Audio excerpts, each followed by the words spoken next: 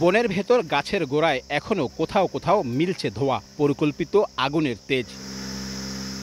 টানা তৃতীয় দিনের মতো সোমবার ভোর থেকে সুন্দরবনের আমরবুনিয়া এলাকায় আগুন নিয়ন্ত্রণে কাজ শুরু করে ফায়ার সার্ভিসের ৩টি ইউনিট। নদী থেকে পাম্পের সাহায্যে বনের সরু পথ দিয়ে প্রায় ২ কিলোমিটার পথ পেরিয়ে অগ্নিকাণ্ডের স্থানে পানি সরবরাহ করা হয়। সকাল 10:30টায় ফায়ার সার্ভিসের পক্ষ থেকে জানানো হয় আগুন নিয়ন্ত্রণে, তবে পুরোপুরি নির্বাপনে আরও 2 দিন কাজ করবে তারা। টোটাল 2 বর্গ কিলোমিটার এলাকায় আমরা ওয়াটার ক্যানেল সৃষ্টি করে একটা ফায়ার ব্রেক অ্যাচিভ করেছি। এই ফায়ার ব্রেকটা অ্যাচিভ করার কারণেই আমরা আজ নিয়ন্ত্রণ দিতে পেরেছি। জেলেদের পরিকল্পিতভাবে আগুন দেওয়ার বিষয়টি খতিয়ে দেখা হচ্ছে জানিয়ে বন বিভাগ বলছে, ক্ষয়ক্ষতি ও কারণ উদ্ঘাটন করতে 3 সদস্যের প্রাথমিক কমিটি ও 7 সদস্যের বিশেষজ্ঞ কমিটি গঠন করা হয়েছে। 1, 2, 3 ঢাকায় জমি জিতে নিন 100% ক্যাশব্যাক সহ 20 কোটি টাকার পুরস্কার।